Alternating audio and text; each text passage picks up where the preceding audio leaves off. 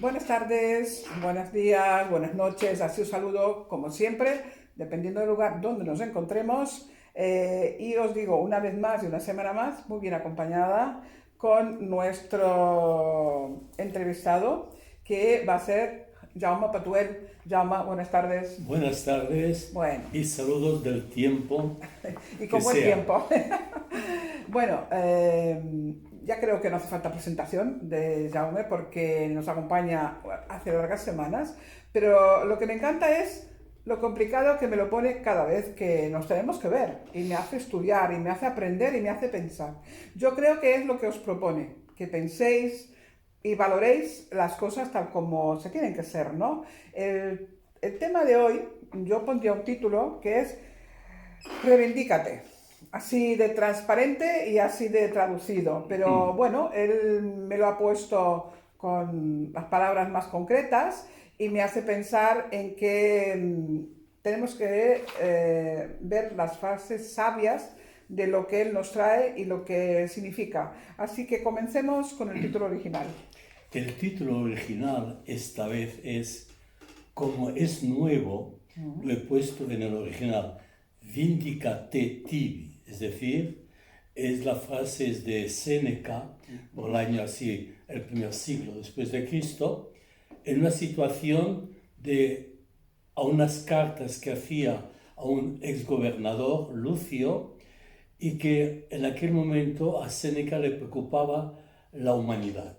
Sí. Y entonces la frase vindicate tibes, reivindícate, eh, plántate ante los demás para ser tú. O Correcto. sea, búscate ser tú mismo. La crisis era tan fuerte que había desorientación y entonces él decía, reivindícate, exige y pide lo que es tuyo para ser tuyo. Bien, pero quieres que los demás te respeten, te den un lugar, pero hay que tener en cuenta que el primero que se tiene que respetar y valorar eres tú. Y de aquí, es decir, las preguntas siempre son en principio a raíz de mi artículo. En el artículo pongo dos fases anteriores. Sí. Una es de Horacio por el siglo V antes de Cristo, que es atrévete a pensar, el famoso sapere aude, ¿eh?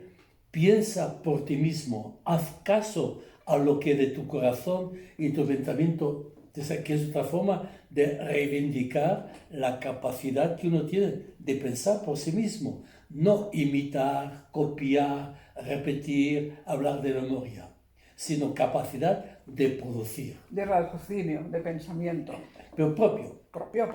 que no significa que no tenga que leer, que no, es como si fuese yo al huerto y cojo las verduras, lo que hay en el huerto, y luego lo estoy cociendo a mi estilo.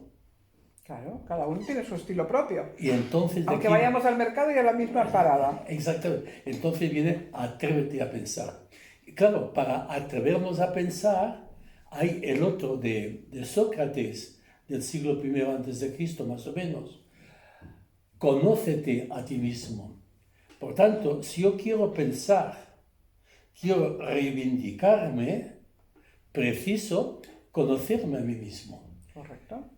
Y este es, a mi entender, junto con el reivindícate, el problema actual en nuestra sociedad, que todo lo que se está haciendo con la inteligencia artificial, con la posibilidad de poner sensores ya en el cerebro para traducir lenguas, para la música, para dominarte, uno debe conocerse a sí mismo a fondo.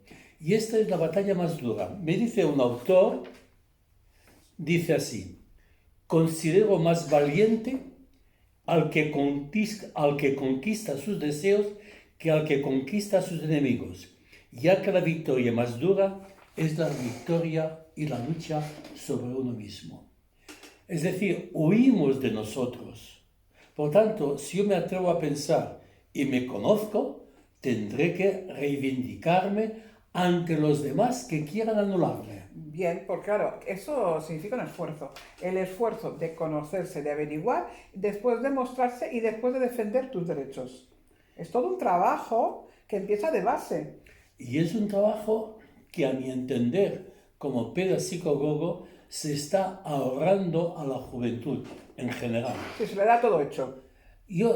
Es cierto, pero además de esto, es la manipulación consciente de un poder profundo mínimo que gestiona la prensa, gestiona todo lo que es la tecnocracia, gestiona todo el mundo financiero, para que sin darse cuenta y prometiendo libertad a través de los instrumentos, la gente no se da cuenta que está firmando la esclavitud. Claro, porque van todos por el mismo carril.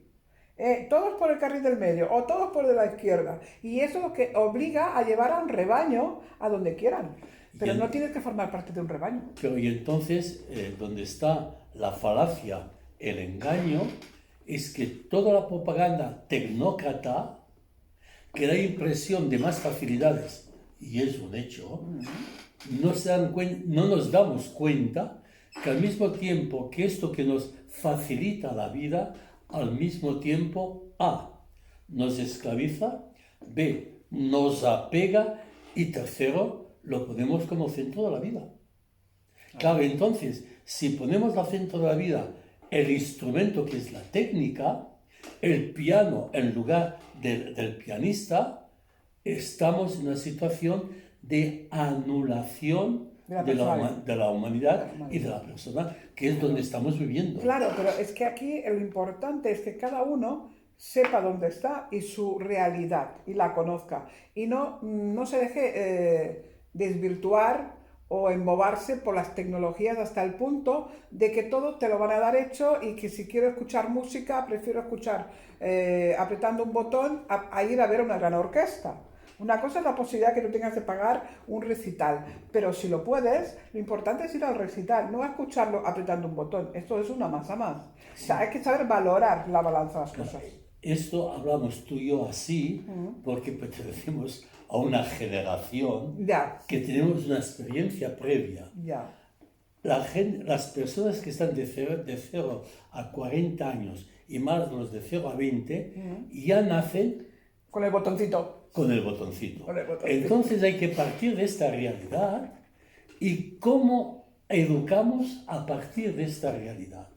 Y yo soy muy crítico con el sistema de enseñanza, que nunca lo llamo sistema de educación, porque la educación no está en los colegios, pero no exclusivamente en los colegios. Parte de casa. Es la sociedad que educa.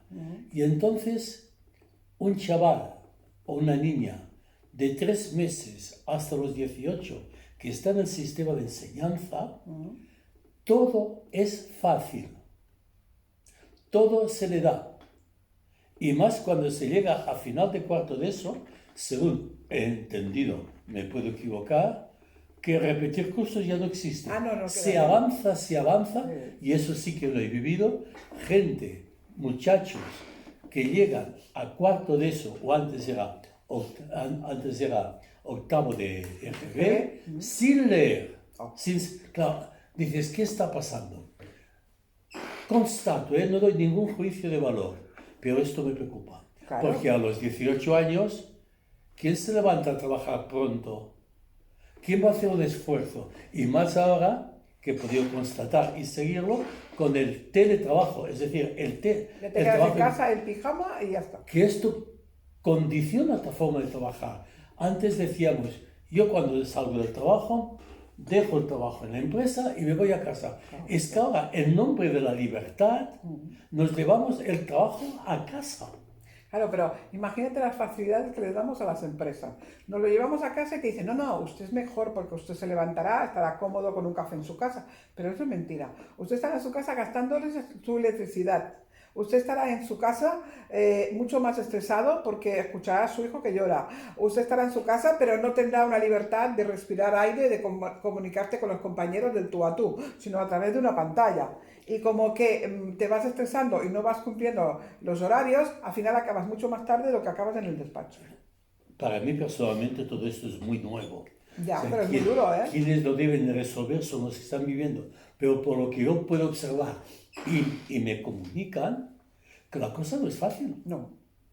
Y por tanto, estamos no cambios en la época, no estamos en época de cambios, sino que estamos en un cambio de época. Estamos en un nuevo paradigma que vamos asimilando día a día sin darnos cuenta, empezando por mí. Claro, y te das cuenta que es normal, lo has normalizado a tal punto que es lo lógico. Y entonces viene otra forma en el mundo, en este paradigma nuevo que yo lo titulo económico, científico, tecnócrata, que es fruto de un golpe de Estado mundial financiero, por tanto gestionado por pocas personas.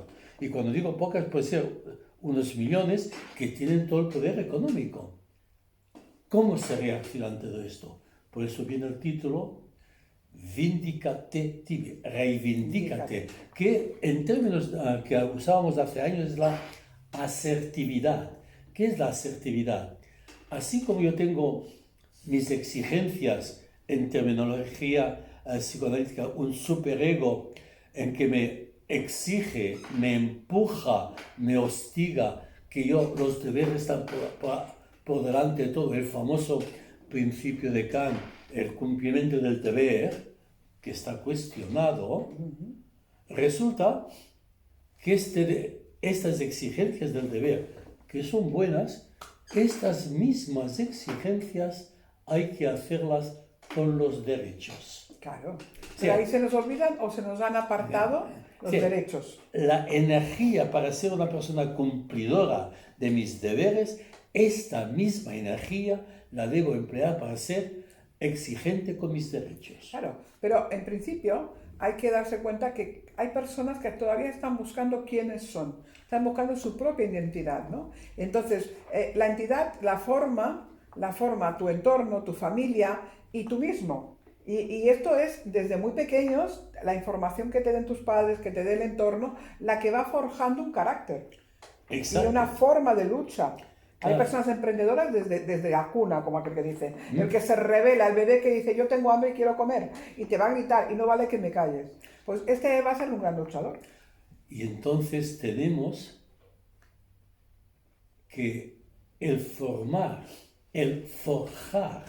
la personalidad, yo siempre he hablado de la columna vertebral, que es la que sustenta todo el cuerpo, y al mismo tiempo con la capacidad crítica de si conócete a ti mismo, atreve a pensar y reivindícate, es todo un trabajo no fácil, pero que es el único trabajo que puede y conduce a una madurez, a un gestionar mis emociones, claro, y a un saberme situar. Pero esto lo encontramos, este impulso vital lo tiene toda la humanidad. Este impulso vital energético lo tienen todas las personas. Es preciso descubrirlo, desvelarlo. Y cuando uno desvela, descubre, se da cuenta de este impulso vital que es suyo, entonces es capaz de poner en marcha una máquina con un motor potente y decir, me voy a reivindicar. Claro, también debe tener en cuenta lo que dice un gran filósofo español, que hay pocos, Ortega y Gasset, yo y mis circunstancias. Por tanto, el ego, que es la parte de superficie de este gestionar mi vida, porque luego en más profundidad es el impulso vital, este ego debe ser muy realista, teniendo en cuenta las circunstancias que le rodean. Y sus herramientas de trabajo. Y sus herramientas. Claro. Por lo cual, uno debe tener los ojos abiertos, o como dice un libro de sabiduría, sed sencillos como la paloma y al mismo tiempo astuto como la serpiente. O sea, la medalla de la sinceridad, de la honestidad y al mismo tiempo la astucia, la prudencia, que son dos aspectos que llevan al camino de la madurez. Claro, es verlas venir, estar atento y no dormirse en los laureles. Pero claro, el poder intenta despistar a la gente con falsas noticias, con situaciones placenteras, hasta que le conviene. Y cuando ya la máquina del poder está tambaleante y hay que mostrar la realidad, te la suelta como una bomba.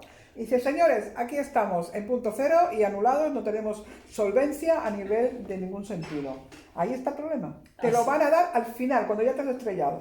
Hay un libro pequeño de un coreano nacionalizado alemán y profesor de una universidad de Alemania, no sé cuál,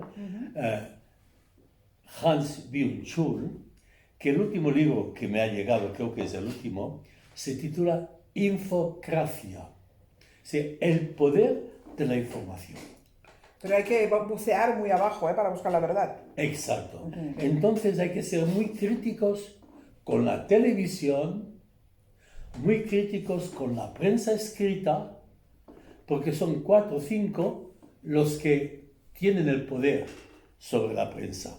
Y entonces hay que buscar en otros lugares, que los hay, cuál es la situación verdadera. Ya la otra vez podíamos, como ejemplo, y aún se puede poner, la famosa guerra de Ucrania contra Rusia, que nos expliquen qué está pasando. Lo que les conviene. Lo que les conviene. La prensa te dice una cosa, la prensa te dice otra, de Rusia te dicen una cosa, de Ucrania te dicen otra. Claro, y entonces, o bien, la gente dice que no me calienten la cabeza y yo hago la mía, que bien tomado madurativamente es una solución. Sí, porque si no puedes salvar la guerra, sálvate a ti. Pero muchos lo toman como desinteresándose de lo que pasa fuera de un metro cuadrado. Y ese es el problema. Por tanto, ¿dónde íbamos? El poder de la información es muy fuerte. Claro. Pero entonces, todo esto remueve nuestro mundo emocional. Por supuesto. Y nuestro mundo emocional vamos a partir desde la propia lengua materna. Ahí tienen unos cimientos importantes. Nosotros, como tribu, como pueblo, pertenecemos a una tierra y está dividida en varios espacios. Y cada espacio tiene su propia lengua y sus propios matices.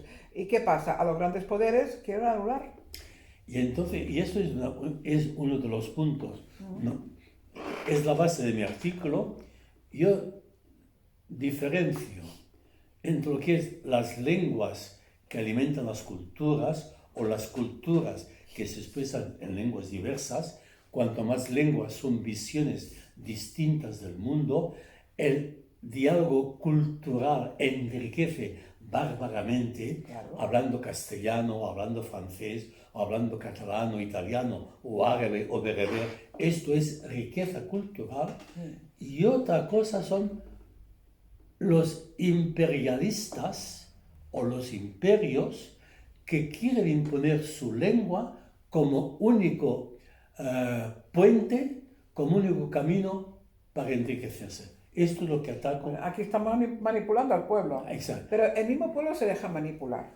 Porque la gente no se da cuenta que cuanto más información, cuanto más lenguas podemos tener a nuestro alcance, más fácil es de saber lo que está pasando en el mundo. Pero cuando, por ejemplo, llegan a nosotros la gente de afuera y vienen con su cultura, pero no se quieren integrar en la nuestra, cuando tenían que decir, tengo una oportunidad, estoy en otro punto del mundo y puedo aprender cosas nuevas, voy a aprender a escuchar, aunque sea un idioma que a mí no me resuena, porque aquí dicen que solo hablamos en castellano y no es válido. Sí, es un idioma muy rico, pero si yo vengo a Cataluña, mi primer deber conmigo mismo, no con los demás, conmigo, es aprender el catalán. Porque es obligatorio y como decía mi madre, en la tierra de los lobos hay que aullar como ellos. Y la gente eso no se lo toma en cuenta. Y el proverbio, creo, gallego, las personas son no del lugar que nacen, Sí, donde... sino del lugar que pacen. Exacto. Claro, pero cuando entra ya la política, entonces ya viene un debate y las minorías, por desgracia, tienden a desaparecer. Sí. Yo pienso en tres, porque lo he vivido personalmente, en tres lenguas imperialistas. Soy nacido en Argelia, por tanto, allá había el imperio francés y el imperio árabe. Es decir, que el imperio árabe anula en Argelia el bereber. Ah, muy bien. Y quien se manifiesta en la calle con una bandera bereber, que son más de 10 millones, viene penalización o cárcel. Segundo, en Francia, el artículo 5, si mal no recuerdo, anula todas las lenguas. La única lengua va a ser el de la Île-de-France, el francés que se impuso. Y hay una lucha, es decir, y esto aún es actual. Y entonces viene el imperio del castellano.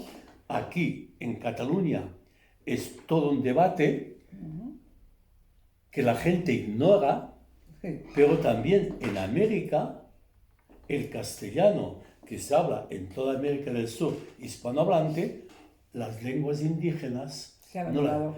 Eso es políticamente. Es un juego de política, claro. Otra cosa es la lengua a nivel cultural. Y entonces, y aquí viene el vindicativo, reivindícate, pero cuando entra la ideología política imperialista, que muchas personas no se dan cuenta, entonces vienen unos debates no fructíferos, separaciones, y que es muy doloroso ver desaparecer lenguas que tienen una visión del mundo, y en desaparecer esta lengua desaparece una cultura. visión o una cultura. Toda una cultura. Y eso es lo que no se tiene en cuenta en este nuevo paradigma tecnócrata, en que la máquina artificial, los sensores en el cerebro o la inteligencia artificial están reemplazando los aspectos más humanos. Sí. ¿Cómo va eso? Es un campo nuevo que observamos, pero que donde a mí me preocupa, y de aquí el reivindícate a ti mismo, es cómo se va eso a enseñar, informar, para formar, y para formar, transformar, no desinformar. Es todo un trabajo que Muy evidentemente complejo, muy complejo. se escribe mucho, hay muchos libros, pero lo que va adelante es el tú a tú con las legislaciones que hombres que están que personas humanas que están en la política debieran luchar por esta visión amplia. Debate de toda la historia de la humanidad. A lo largo de la humanidad. Pero para eso venimos de la Torre de Babel. Ahí empezó el gran problema. O sea, se pusieron las lenguas, pero en vez de que todos supieran todas, que no era viable ni posible, cada uno se puso en su punto y la mía es la mejor y yo soy la mejor. Y la Torre de Babel, que se hizo para llegar al cielo y unificar, tiene otra lectura. La Torre de Babel defiende la diversidad de lenguas. Sí, sí, sí. Pero todos, para que nos podamos comunicar con diversas lenguas, tenemos que aprender algo más que la nuestra. Sí, pero sobre todo, eso es cierto, quien conoce una lengua viene a ser pobreza aparente, pero quien conoce más de una lengua hay riqueza.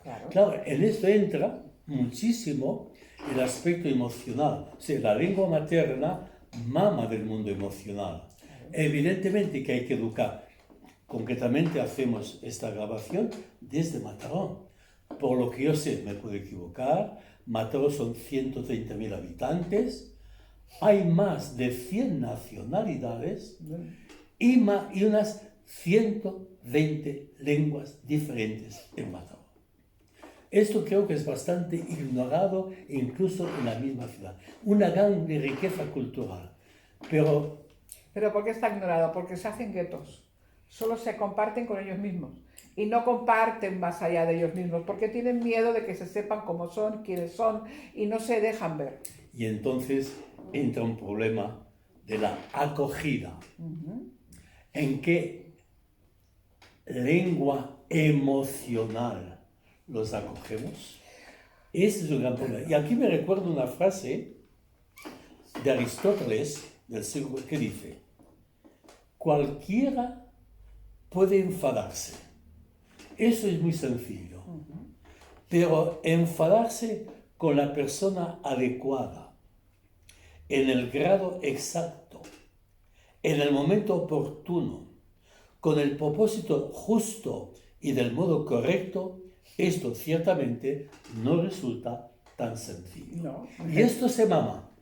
Y estas reacciones que las lenguas lo expresan de una forma u otra, es la lengua emotiva la que permite conectar. Si no, observemos a los muchachos, a los niños y niñas de 3, 4 y 5 años hablando lenguas diferentes, ¿cómo se entienden? Por la emoción, por la sonrisa, por el juego, por todo, por la risa. Porque en por el llanto también. ellos hay otra fase de un psicólogo de la escuela analítica Alfred Adler, disidente de Freud, que dice así: sigue a tu corazón, pero lleva contigo a tu cerebro. Eso siempre. Claro. Para poder pensar. Lo que me dice el corazón. ¿Qué me dice el corazón? Claro, entonces todo eso ¿Qué hago con la información? es el trasfondo del artículo, es saber conjugar el cerebro con el corazón, porque tan cerebro es el corazón y tan corazón es el cerebro. Comparten las mismas neuronas. Que eso hay que trabajarlo, y lo digo bien claro, porque el ser humano no es un manojo de células, el ser humano no es una máquina, el ser humano no es un instrumento, el ser humano es un ser viviente. Y para comprender eso hay una metáfora que creo que ha salido alguna vez, pero repetirlo no va mal. Todo este mundo económico, científico y técnico estudia a fondo, y debe hacerlo, el piano. Y se invierten millones para estudiar el piano. Pero si el piano no me ponen el pianista, no sirve para nada. Claro. Y entonces hay que dar tanta inversión para que haya buenos pianistas, para que haya una buena humanidad que pueda tocar música excelente. Es decir, la economía, la tecnología y la ciencia no son valores, generan valores según la mano que lo gestiona. Y eso es un trabajo, y esto la gente, las personas tendrían que ir tomando conciencia de esto a partir de donde ellos viven, Claro. No quedarse con las ideologías, con pensiones, no. Es en mi vida concreto, ¿quién manda? ¿El cerebro frío? ¿El corazón solo? ¿O la conjugación de ambas para que el ego pueda atreverse a pensar, conocerse a sí mismo y reivindicar? Porque primero es el ser humano que la máquina. Eso es perfecto. Es la perfecta definición de cómo tiene que ser. Pero siempre el movimiento de la máquina y ese ser humano es la voluntad que pongamos. O sea, vos venís, habéis nacido en Argelia, yo nací en Barcelona y me llevaron a Brasil. Cuando yo llegué de vuelta con 12 años, esto era un mundo nuevo para mí. Pero yo entendí que tendría que volver a estas raíces y luchar por lo que se suponía que algún día sería mío. Y lo primero que hice fue invertir en la lengua de aquí, porque yo quería entender qué me estaban diciendo. Porque lógicamente los niños somos niños y cuando había que criticar a la nueva se criticaba en catalán, casi no se entera de nada. Y yo es la lengua que aprendí. Claro. Es decir, yo soy acogido en Cataluña. Además, a pesar de ser mis padres de Mataró y algo, la generación viene de Occitania, es decir, en el 1700 de Occitania vinieron, soy la 7ª generación de emigrantes. Ajá. Por tanto, hay que saber aceptar la tierra que tú pases, la tierra que tú te has aceptado, y esto es el gran respeto a la diferencia. Pero una mentalidad imperialista, como es el árabe, no va a aceptar nunca que el bereber se imponga. Eso es un gran problema, es de ellos. Pero aquí, no siendo berebés, también tenemos nuestros problemas.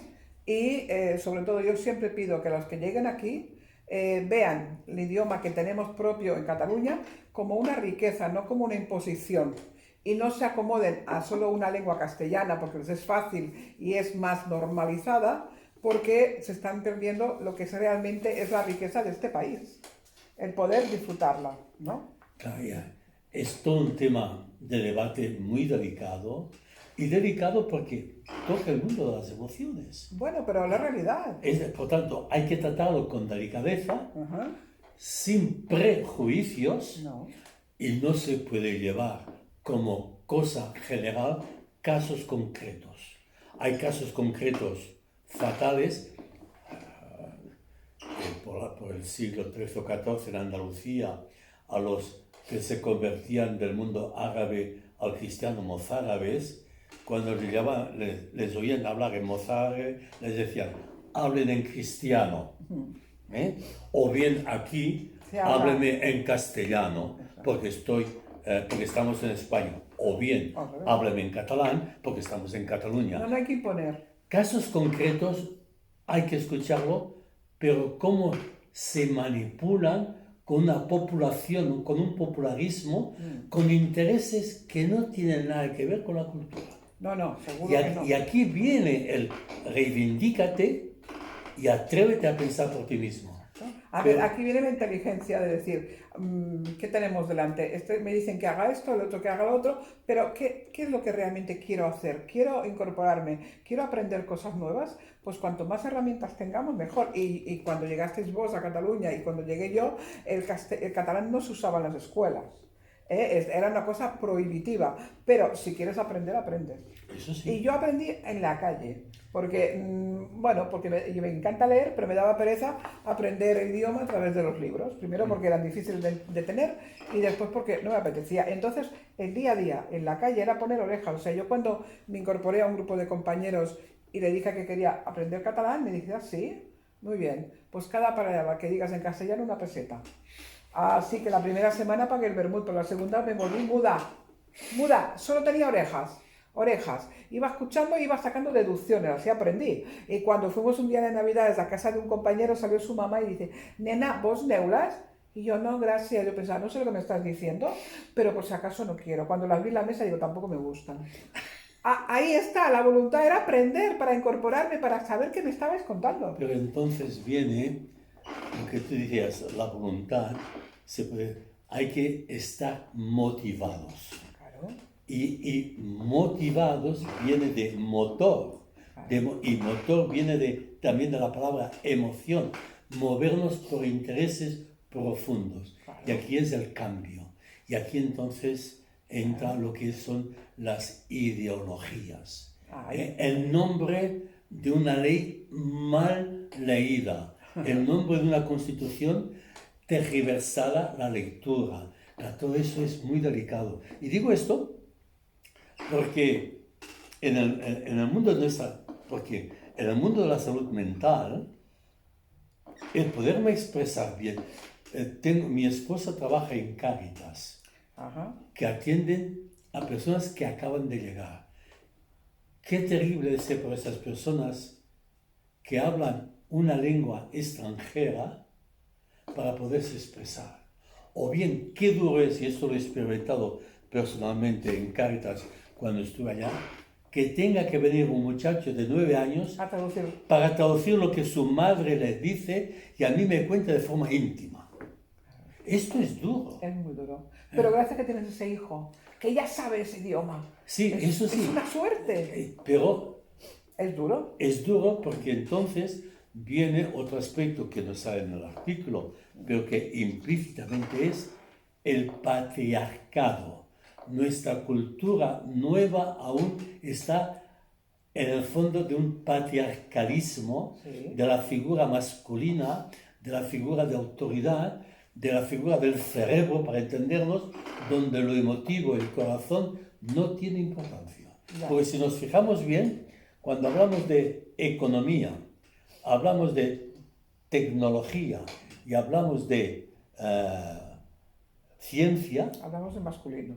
Hablamos sin sentimientos, sin emociones. No, todo es frío, ahí es cálculo.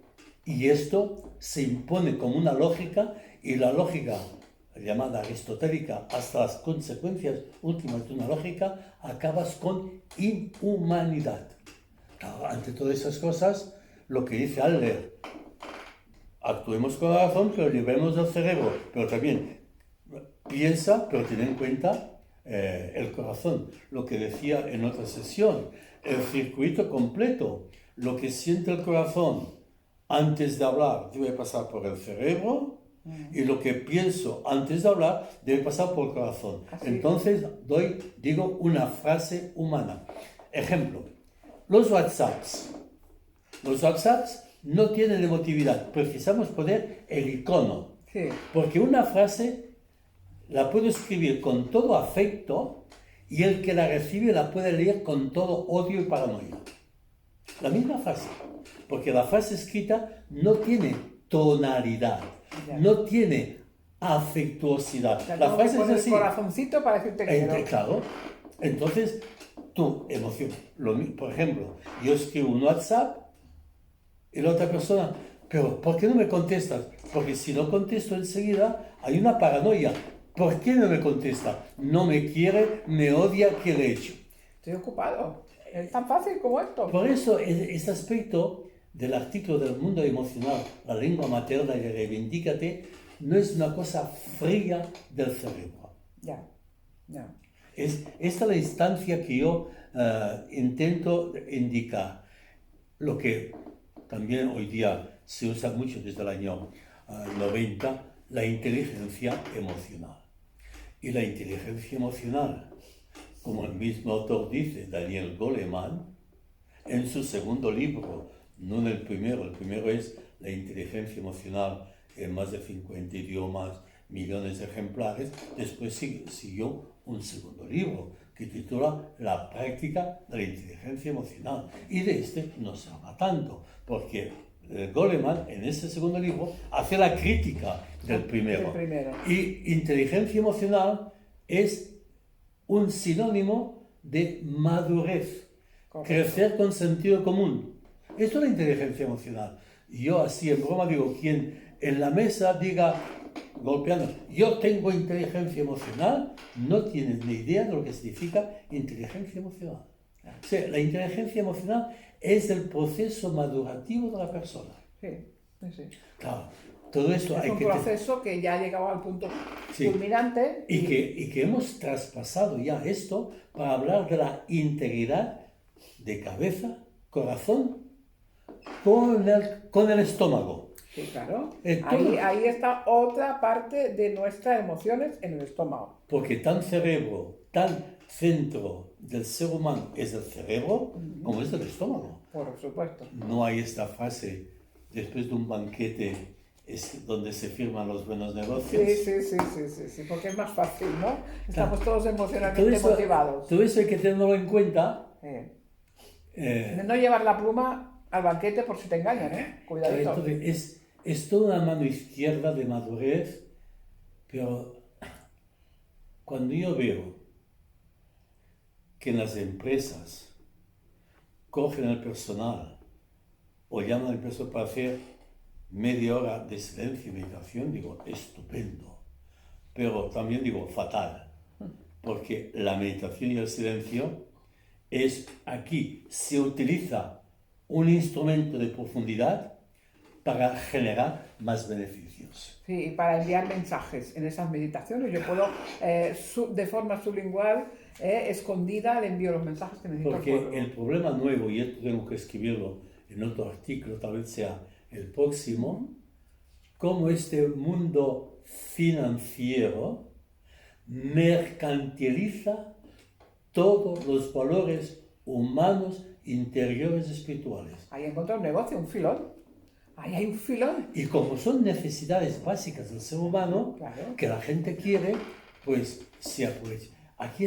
De aquí viene atrévete a pensar, conoce a ti mismo, reivindícate, y otro eslogan que saldrá, no te dejes engañar. Ten los ojos abiertos. Muy abiertos. Sé crítico. Ahí es donde, cuidado donde nos quieren llevar. He leído un artículo en Vanguardia el otro día que ponía una mujer que hablaba de lo que son ahora las vacaciones, el turismo. Ahora, el próximo turismo, ¿cuál será? Ya no es el turismo de tercera edad, ya será el turismo emocional. El turismo que nos quiere llevar a lugares concretos para trabajar con las emociones. Esta es la que va a venderse más. porque la gente necesita esa parte. Y ellos ya están dictando, a ver, la tercera edad ya está servida, ya tiene sus lugares, vamos a buscar gente con capacidad económica que necesite sacarse el estrés, que necesite sentirse joven, y vamos a proporcionar lo que quiere la gente. Y vamos a hacer el negocio. Y entonces aquí viene, a través del COVID se ha visto muy claro, a través del COVID se han visto dos cosas muy claras. Primero, hay mucha gente, yo no digo con mala intención, que se ha hecho mucho más rica, y hay mucha gente que se ha hecho más pobre. Es decir, la separación brutal entre una clase rica y una clase pobre. Es una separación brutal. Y luego, sobre el tapete, que hay que hablar mucho porque hay congresos, etc. En Madrid, la semana próxima, el domingo, hay la excursión por la salud mental. Ajá. Se pone encima de la mesa la salud mental. Pero la gran pregunta es, ¿qué se entiende por salud mental? Y entonces ¿Vas a estar en el coloquio? Aquí viene entonces otra manipulación. ¿Qué es la salud mental? Y entonces hay instrumentos, pero ¿a dónde te lleva? Y la salud mental es integral. Es decir, la salud mental debe tener en cuenta lo corpóreo, lo somático, porque hay enfermedades muy concretas y algunas totalmente biológicas, corporales, y aquí viene lo somatógeno, origen en el cuerpo, medicamentos, operaciones, pero después hay otra clase de enfermedades que llamamos psicógenas, es decir, que el origen, aunque se corporalicen, un mal de estómago, una hernia, otros aspectos corporales, la causa no es el cuerpo, sino que la causa es el mundo emocional. Pero hay que hacer otro paso. Hay muchas dificultades, enfermedades corpóreas y psicológicas que el origen ni es el cuerpo ni la psique, es lo que nosotros llamamos lo noógeno, es decir, originado en la profundidad del ser humano que no se atiende, que no se conoce, que no se cultiva y que no se cuida, que es este mundo interior. Si no se cuida este mundo interior, vienen expresiones de enfermedades, de patología, de dificultades, tanto en el cuerpo como en las emociones. Bueno, porque el cuerpo manifiesta y somatiza esas emociones, las muestra a través de un dolor de espalda, a través de un dolor de oído, o un dolor de estómago. Que o bien las obsesiones, la paranoia, los celos, las envidias. Claro. Es porque no hay un cultivo de una dimensión integrante, inherente al ADN, que es la interioridad, la profundidad, que si no la atiendo, algo va cojo en mí. Y por eso, y esto es muy acertado, antes hablaba de la meditación utilizada como instrumento de rendimiento económico, pero el hecho de que muchas escuelas así lo hacen, ayudan a que los niños desde pequeño aprendan a estar en silencio consigo mismo, en lugar de rezar un Padre Nuestro o cantar el Carasol con la mano extendida. Este silencio profundo aprendido ayuda al muchacho a darse cuenta que además de sus sensaciones corporales que hay que cuidar, además de sus sensaciones emocionales que hay que saber gestionar, hay un mundo más profundo que le da vida, que es el impulso vital, como hablaba al principio, de la existencia. Sí, es que enseñar al niño a saber escucharse desde niño, para cuando sea adulto, y sobre todo a darle unas herramientas para que se tenga la autoestima. Que esa autoestima desde el niño que se le valora, no el niño, eres tonto, esas palabras tienen que estar desterradas. Cariño, eres muy guapo, pero podrías hacer esto mejor. Y yo te explico, esto será la pauta correcta, no, eres tonto. Tú me hablas de un tema que pienso tocar en el artículo de enero de la pedagogía. Es decir, la psicología indica, la medicina indica una parte, pero quien tiene la visión total del ser humano, lo corpóreo, lo psíquico y lo interior, es el pedagogo. El que acompaña tiene en cuenta la totalidad. Claro. El médico será el cuerpo, el psicólogo, aunque sea de psicología profunda, será el mundo emocional, la psique con la cognición, pero después lleva el que lo integra todo, que es la interioridad, que es el proceso de madurez, que el que conduce, mejor dicho, el que acompaña, debe saber que solamente lo acompañará donde él ha podido profundizar. Claro.